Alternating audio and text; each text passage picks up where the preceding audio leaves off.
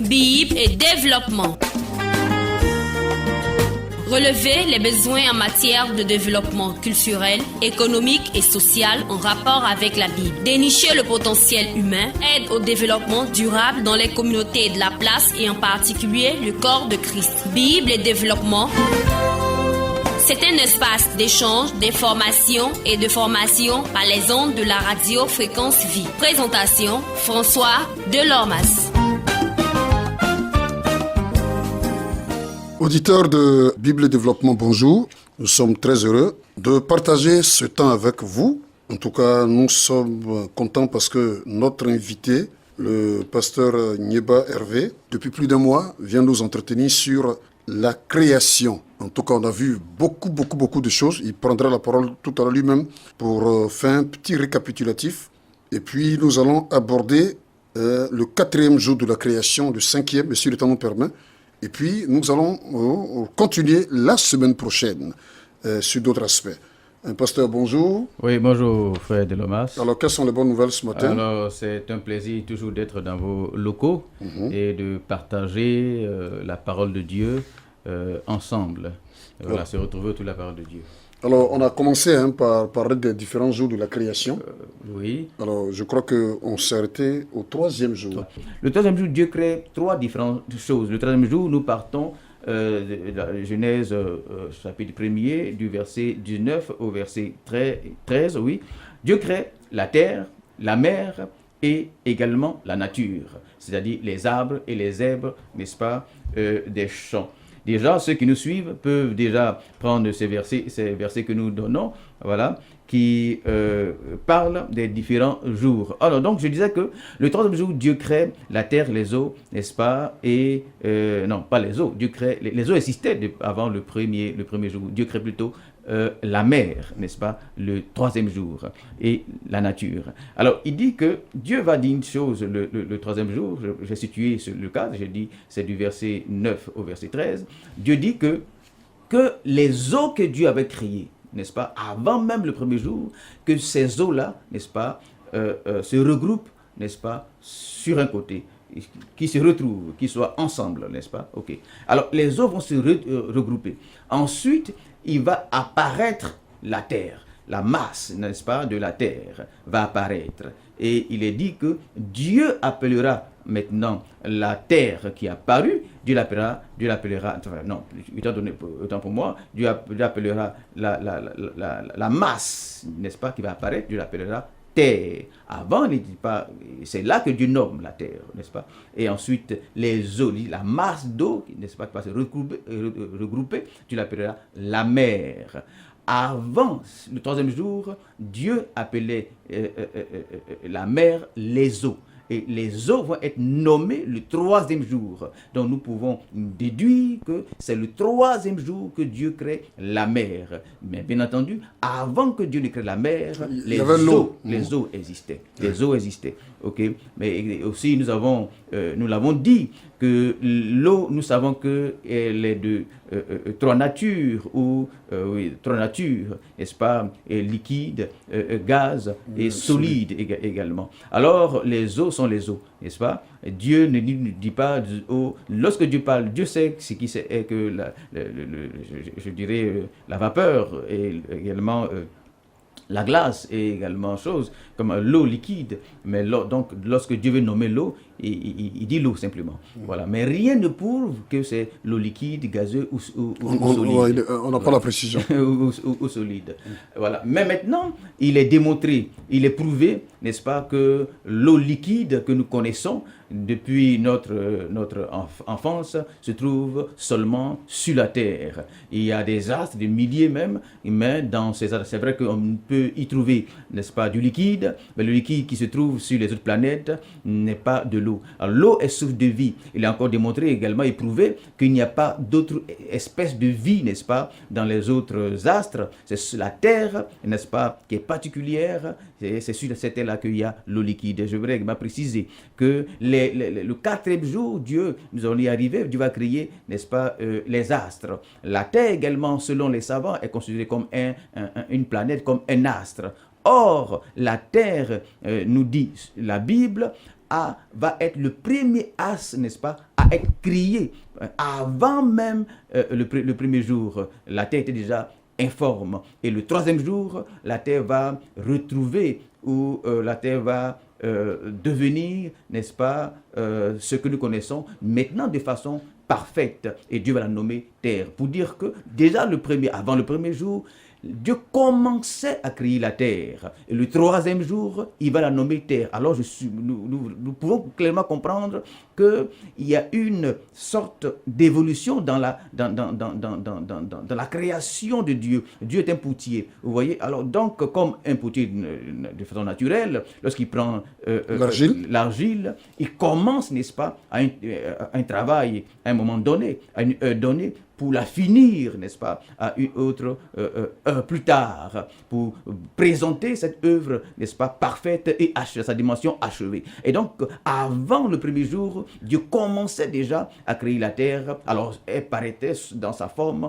informe et vide, et va, n'est-ce pas, trouver, n'est-ce pas, son état parfait, achevé, le troisième jour. Donc ici, je suppose que nous pourrons parler parfaitement, n'est-ce pas, d'une sorte d'évolution, même dans la création des choses de Dieu. Voilà, vous êtes Bible Développement, hein. Je suis sûr que vous qui nous prenez en marche aujourd'hui, il y a beaucoup de choses que certainement vous ne comprenez pas. Mais depuis, voilà, plus d'un mois, nous sommes en train de parler de la création avec le pasteur Nyeba. Voilà, nous parlons de la perspective du royaume. Quel était le monde idéal selon Dieu? La création à l'origine.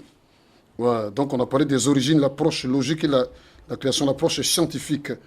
Et nous avons essayé avec lui de parler de l'origine du monde, le concept de la perspective du royaume, la différence entre la compréhension et la foi religieuse. Et puis pourquoi le sujet des origines de la vie et du monde? C'est très important de parler de ces choses pour montrer que, effectivement, Dieu est au centre de cette affaire. Donc la création du monde et de la vie selon la Bible. Et nous parlons du premier jour. On a parlé du premier, du deuxième, et je pense que nous allons aborder maintenant le quatrième jour. Hein. Alors si vous avez des réactions, vous avez des préoccupations, c'est pas compliqué. Il suffit de nous joindre au 01 52 84 63 69. 01 52 84 63 69 ou le standard de la radio Fréquence Vie 05 45 45 50 02. 05 45 45 50 02. Appelez à ces numéros et puis nous allons vous donner tous les détails. Voilà, Pasteur Nyeba, on va continuer, on est au quatrième jour. Oui, bon, nous sommes au quatrième jour. J'ai failli aller dans un détail par rapport à la création, n'est-ce pas, de la nature. La nature. Là nous étions au troisième jour. jour. Dieu crée, il achève, il finit d'achever la terre et également la mer, et ensuite il dit qu'il y ait des plantes, des herbes des champs, etc. Voilà, voici ce qui est dit, n'est-ce pas, au chapitre, n'est-ce pas, premier de la Genèse, verset 9 à 13. Mais maintenant, lorsque nous allons un peu dans le chapitre 2, le chapitre va nous préciser comment est-ce que les herbes ont poussé. Dieu va dire que, n'est-ce pas, qu'il n'avait pas encore sur terre, lorsque Dieu achevait la création, n'avait pas encore sur terre des arbres, n'avait pas encore fait pousser des arbres. Et Dieu donne les raisons. Pourquoi? Parce que il n'avait pas encore plu. Alors, qu'est-ce qui va se passer? Dieu nous explique ça du verset, n'est-ce pas, chapitre 2, hein, déjà verset... Genèse chapitre 2. Oui, Genèse chapitre 2, n'est-ce pas, du verset 1er au verset 7, n'est-ce pas? Je vais paraphraser parce que s'ils ne sont pas dans une étude, chose proprement dite. Alors, Dieu fait de sorte que, n'est-ce pas, c'est un mécanisme qu'il met en place, il fait de sorte qu'une vapeur, il est écrit qu'une vapeur, n'est-ce pas, s'élève, si vous voulez, précisément au verset 6, même une vapeur s'éleva de la terre et arrosa, n'est-ce pas, toute la surface de la terre. C'est Dieu. Je pense qu'il est dit d'abord, avant ce verset-là, l'Éternel, je vais au verset 5, lorsque l'Éternel Dieu fit la terre et les cieux, aucun arbuste des champs n'était encore sur la terre et aucun herbe des champs ne germait encore, car Dieu n'avait pas fait pleuvoir sur la terre. Okay. Donc Dieu donne les raisons ici. Il dit qu'il n'avait pas encore fait pleuvoir. C'est pourquoi donc il n'avait pas encore de plantes. Donc la suite au verset 6, Dieu dit quoi? Dieu dit qu'une vapeur va se lever. Pourquoi? Pour qu'il pleuve. Voilà. Ici, très souvent à l'école on parle de la photosynthèse. Mais en réalité ici ce n'est pas la photosynthèse. En réalité ici c'est c'est plutôt la vaporisation. Voilà. Il faut faire la différence également entre la vaporisation et l'évaporisation. C'est deux choses différentes. Ici, c'est plutôt le principe de la vaporisation. Vous voyez, il faut comprendre ça. Là, c'est Dieu qui le dit, c'est écrit. Mais on ne va pas regarder ça sous la forme religieuse, mais sous la forme de la sagesse de Dieu. Dieu, il essaie plus de formes. La sagesse, c'est la compréhension, c'est la connaissance, c'est la science. Vous voyez, c'est la science de Dieu. La science fait partie, n'est-ce pas, de l'Église et de la propriété des chrétiens. Alors ici, c'est la vaporisation, c'est-à-dire quoi? Comment se passe la vaporisation de façon technique? La vaporisation, c'est, il y a des éléments, il y a bien entendu de l'eau. Pour qu'il y ait un principe de vaporisation, il y a de l'eau et il y a également la chaleur, n'est-ce pas?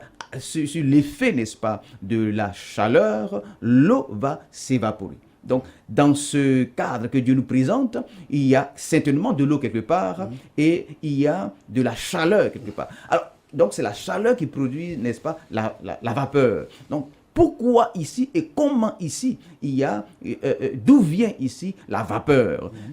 Pour moi, moi, j'allais vous poser la question. Il est simple. Nous savons que dans la terre, Dieu a créé, n'est-ce pas, il existe, n'est-ce pas, dans notre terre, au fond de notre terre, ce qu'on appelle le magma, ce qui sort sous forme de volcan, voilà, qui est un feu, qui est sous la terre. Alors, qu'est-ce qui se passe lorsque nous mettons les versets, n'est-ce pas, en liaison, que nous faisons des parallèles par rapport au chapitre 1er? Dieu dit aux eaux, n'est-ce pas, restez en bas, de se retirer. Et Dieu dit que les eaux se retirent et il apparaît le sec. Et nous savons donc, en tant que des humains, nous sommes intelligents. Nous savons que lorsque l'eau se retire d'un espace, ce n'est pas le sec qui apparaît. Et c'est pourquoi également, de là, nous pouvons voir la notion du temps. Vous voyez? Parce que ça peut être inversé. Mais le verset que vous lisez peut être défini, n'est-ce pas, sur des siècles. Vous voyez? Parce qu'il dit que 1000 ans est comme un jour, comme 1000 ans. Voilà. Et donc, lorsque l'eau se retire, n'est-ce pas, le chapitre 2 nous dit qu'il n'est pas d'abord paru le sec. Vous voyez? Mais c'est un contraste que Dieu fait selon ses réalités. C'est-à-dire qu'il y a un contraste, c'est-à-dire que Dieu va résumer les choses. Vous voyez, Dieu va résumer les choses. C'est ça qu'on appelle le contraste. Il va comment je vais appeler ça? Il va mettre les choses ensemble. Oui, mais il va les dire de façon très il a la voix d'un ensemble. Vous voyez, mais il y a des choses assez mécaniques qui sont passées. Donc, lorsque l'eau se retire de la terre, il va apparaître une grosse masse, n'est-ce pas, boueuse. Vous voyez, n'est-ce pas? Parce que c'est ça qui apparaît. Mais maintenant, étant donné que sous la terre, il y a de la chaleur, donc du magma, n'est-ce pas? C'est le magma qui va sécher le dessus, qui va faire apparaître la croûte céleste. Mais comment? Lorsque sous l'effet du magma, l'eau restée, n'est-ce pas, dans cette masse boueuse, va se vaporiser, n'est-ce pas, va monter.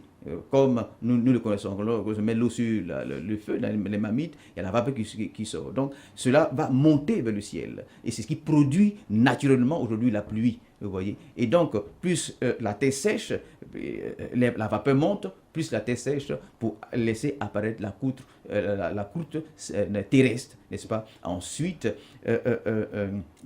l'eau va descendre, n'est-ce pas, sur la terre, va refroidir la terre, et cela se fait sur plusieurs temps. La terre va se refroidir et l'eau, n'est-ce pas, plus les compositions, n'est-ce pas, du magma qui va se refroidir, va laisser apparaître, n'est-ce pas, les premières vies qui vont se manifester par la nature qui va pousser. Vous voyez. Donc, voici un peu, de façon très mécanique, très scientifique, comment est-ce que Dieu a créé la les nature, choses. la Voilà. verdure, quoi, les plantes. Voilà, la vertu, les plantes. Voici comment est-ce que Dieu Ça, nous sommes au 4e jour. Ici, nous sommes plutôt au 3e jour. Nous passons maintenant au 4e jour. Ah, Alors, tu as fait un retour, ok. oui, pour expliquer de façon précise comment est-ce que Dieu a créé la nature. Voici un peu comment Dieu a créé la nature à travers la première pluie, n'est-ce pas, de notre terre. Et comment est-ce que Dieu a fait également cette première pluie-là. Voilà. Et alors, le 4e jour, nous partons du verset 14 au verset 19. Nous sommes au chapitre 2. Non, nous revenons au chapitre 2. Nous revenons au chapitre 1er. Parce que le chapitre 2, n'est-ce pas, reprend la création. Pour dire que lorsque Dieu créa les cieux et la terre était, il n'y avait pas encore de plantes. Donc ça pourrait dire les autres. Donc nous sommes à Genèse 1, c'est ça? Genèse 1, tout le jour. Verset. Et là maintenant nous sommes au verset 14. Verset 14 au verset 19. Oui, pour parler de la création des astres. Bon, je lis, il est dit, voilà, il est dit, Dieu dit qu'il est des luminaires dans l'étendue du ciel qu'il a créé le 3e jour pour séparer, il donne la raison, pour séparer le jour d'avec la nuit, que ce soit des signes pour marquer les époques, les jours et les années. Vous voyez? Ça, c'est intéressant. Et qu'ils servent de luminaires, de luminaires dans l'étendue du ciel pour éclairer la terre. Cela fut ainsi, Dieu fit, n'est-ce pas, 2 grands luminaires, le plus grand luminaire pour présider le jour et le plus petit luminaire pour présider la nuit.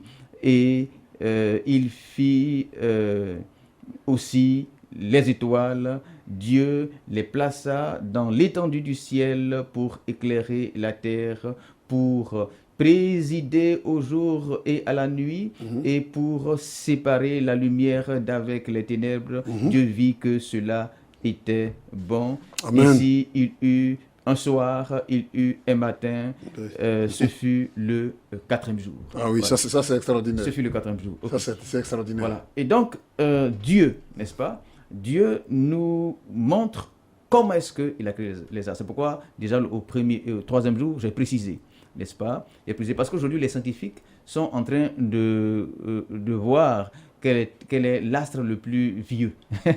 Et ils ne prennent pas, n'est-ce pas, la Terre pour l'astre le plus âgé de tous les astres. Mais, et je pourrais aussi dire aujourd'hui que 80% des scientifiques aujourd'hui disent, n'est-ce pas, presque tous, je dirais à 80%, ce que la Bible, reviennent à la Bible, à 80% disent ce que la Bible dit, n'est-ce pas? Ils ont découvert les vérités de Dieu. Amen. Voilà. Et dans leurs recherches, ils disent aujourd'hui que la Bible a raison. Voilà. Amen. Je dis à 80% parce que les 20% qui restent, ce sont des erreurs. C'est ça. Erreurs. Par exemple, sur la datation, vous voyez, sur la datation. Ici, nous allons parler. Comment est-ce que on peut faire la datation, vous voyez. Même les dates, les périodes. Même nous les chrétiens, cela nous trompe, vous voyez. Même nous les chrétiens. Par exemple, il fut un soir, il fut un matin, ce fut le 1er jour. C'est fait combien de temps le 1er jour? On ne sait pas. Vous voyez. Certains disent que c'est 24 heures. Que Dieu a créé la lumière en 24 heures. Oui, mais est-ce que dans la science de Dieu, on parlait de 24 heures? Est-ce qu'on parlait forcément de 24 heures? C'est les hommes qui ont... Mais maintenant, nous voyons que voilà. Dieu dit, c'est-à-dire que nous sommes les chrétiens. Nous sommes les chrétiens. Voilà. D'abord, nous nous basons sur les affirmations de Dieu. Voilà. Nous ne discutons pas les affirmations de Dieu. C'est ça. On base sur cela. Okay. Dieu dit que je vais créer des astres. Et Dieu donne les raisons pour lesquelles lui, Dieu, veut créer les astres. Oui. Il donne 2 raisons. Voilà. La première, c'est pour qu'on puisse compter les temps. Il dit jour, mois et année. Voici les raisons pour lesquelles lui, il donne les astres. La première raison. La deuxième raison, c'est que ces astres-là puissent briller, n'est-ce pas, projeter la lumière sur la terre et éclairer également le ciel. Voici la deuxième raison. Oui. Okay. Prenons la première raison. Il a créé les astres le 4e jour pour définir le temps. Pour dire que le temps n'était pas défini premier, deuxième, troisième jour. Cela ne voudrait pas dire qu'il n'y avait pas de temps. Effectivement. Il y avait un temps. Même avant le premier jour, il y avait un temps. Mais le temps du premier jour n'était pas défini. Donc le temps du premier jour, On ne sait pas. avant qu'il y ait un soir et un matin là, il y avait un temps. Oui, absolument. Maintenant, le temps compris entre un soir et un matin est différent du temps, n'est-ce pas, avant même un soir et un matin, avant le premier jour. Je suis d'accord. Donc c'est un temps, ok. Lorsque maintenant Dieu vient créer les astres pour définir le temps que Dieu, n'est-ce pas, va définir à travers les astres, le quatrième jour sera différent même du temps du premier jour, deuxième jour, troisième jour. Parce que les astres là n'existaient pas le premier jour, deuxième jour, troisième jour, n'est-ce pas, afin que les temps là puissent être définis. Donc il crée maintenant les astres le quatrième jour pour que en ce moment précis, les temps soient maintenant définis. Alors sur quelle base nous pourrions alors définir les temps précédents? Vous voyez? On ne sait pas. Donc c'est un peu compliqué de faire des affirmations. Lorsqu'on dit le premier jour c'était comme ça, c'était comme ça. Faut faire attention. C'est pas juste en fait. Lorsqu'on réfléchit un peu, on sent que c'est pas juste. Ok. Alors réagissez, il va prendre en compte toutes vos préoccupations. Nous sommes au 01 52 84 63 69. 01 52 84 63 69 ou le standard, le 05 45 45 50 02. Nous sommes à Bible et Développement. Et nous parlons avec le pasteur Niébé Hervé du ministère, le président du ministère Restauration de l'Église pour le retour du Seigneur Jésus. Je suis d'accord, parce que nous sommes dans le temps dernier et il est bon pour nous de comprendre comment Dieu a créé les choses, comment Dieu a fondé les choses, comment il a séparé, comment est-ce que notre monde, les origines de la création, comment les choses se sont passées. Alors, pasteur, on nous fait signe du côté de la régie qu'on est pour cette partie à 2 minutes de la fin pour aujourd'hui. Juste, nous ne sommes qu'au 4e jour et c'est maintenant qu'on a introduit le 4e jour. Alors, qu'est-ce qu'on doit retenir pour aujourd'hui en guise de conclusion partielle? Ok, donc aujourd'hui, ils ont parlé simplement du 4e jour. Voilà, Dieu va créer les astres afin de pouvoir donner la lumière, sa lumière, sinon la lumière, pour éclairer non seulement la terre, mais également l'espace, c'est-à-dire le ciel. Mais également, nous avons parlé des temps, c'est-à-dire des périodes.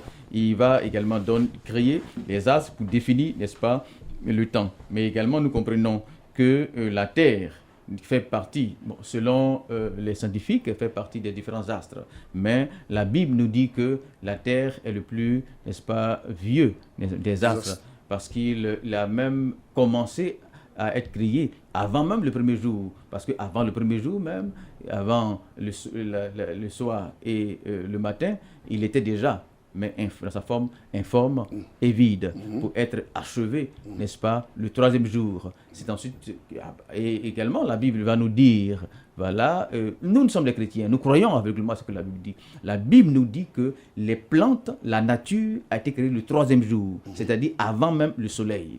Voilà, la science nous dit que sans le soleil, il ne peut avoir les plantes ne peuvent pas pousser. La Bible nous dit que avant même que le soleil ne soit créé, le 4e jour, n'est-ce pas, les plantes avaient déjà poussé le 3e jour. Seulement que les scientifiques ne savent pas que, c'est-à-dire, hormis les astres, c'est-à-dire le soleil, il y avait la lumière. C'est-à-dire que même si on enlève les astres, il y a la lumière et les plantes ne poussent pas par rapport à la lumière, au soleil, bien entendu, mais par rapport à la lumière qui existait dès le premier jour. Vous voyez? Donc, également, je ne suis pas obligé d'aller à l'école pour savoir que le soleil, n'est-ce pas, est plus grand que la lune. Parce que Dieu nous dit qu'il a créé parmi ces astres, qu'il va créer le 4e jour, 2 astres assez particuliers. L'un pour présider au jour, qui est le soleil. Nous savons que le soleil préside au jour. Et l'autre pour présider la nuit, qui est la lune. Et Dieu nous dit que celui qui préside le jour, donc que nous appelons le soleil aujourd'hui, n'est-ce pas, est plus grand que la lune. Voilà. Et ensuite, Dieu va créer les autres astres également. Voilà, donc voici un peu comment est-ce que Dieu... C'est vrai que nous pouvons aller dans des profondeurs, mais ce n'est pas une étude, je dirais, que nous faisons... C'est pas une étude biblique. Voilà, c'est pas une étude biblique. Voilà, c'est une étude scientifique. Mais je pense que pour moi, lorsque j'apprécie la création de Dieu, ce qui me marque plus, c'est plus le 5e jour et le 6e jour. Donc, on en parlera la semaine prochaine. En tout cas, merci beaucoup, Pasteur Nieba. On était très heureux. Merci Je suis convaincu que vous voulez, avec nous, continuer, n'est-ce pas, pour en savoir davantage. Vous avez remarqué que ce n'est pas facile. Il faut prêter beaucoup attention pour comprendre. Parce qu'effectivement, c'est les choses de Dieu. Et les choses de Dieu ne sont pas faciles à comprendre. Parce que on part du premier jour où des choses ont été annoncées, on ne voit pas ces choses-là, et puis c'est plus tard, on voit ça, alors qu'il avait déjà parlé de ça. Finalement, si on n'a pas la science, la sagesse de Dieu, on ne peut pas forcément comprendre. Et puis de toutes les façons, on n'est pas forcément obligé, Dieu n'est pas obligé de nous faire comprendre les choses. Voilà, comme tu l'as dit, nous sommes des chrétiens, nous on accepte ce que Dieu a dit, c'est tout. En tout cas, merci d'être venu, Pasteur Nieba, on a eu beaucoup de plaisir. C'était Bible et développement. Je rappelle, parce que je suis sûr que vous êtes nombreux à vous poser beaucoup de questions. C'est pas compliqué et on peut vous transmettre vos préoccupations au pasteur qui se fera fort de passer, si c'est une conférence, un séminaire, pour renforcer tout ce qui est en train d'être dit, parce que vous avez remarqué que pour des raisons de timing de cette émission, on est plus ou moins obligé d'aller à l'essentiel, de courir. Alors si vous voulez avoir tous les détails, appelez-nous au 01 52 84 63 69. 01 52 84 63 69. Merci de nous avoir suivis. Dieu bénisse. Au revoir. Bible et développement. Relever les besoins en matière de développement culturel, économique et social en rapport avec la Bible. Dénicher le potentiel humain, aide au développement durable dans les communautés de la place et en particulier le corps de Christ. Bible et développement. C'est un espace d'échange, d'information et de formation par les ondes de la radio Fréquence Vie. Présentation, François Delormas.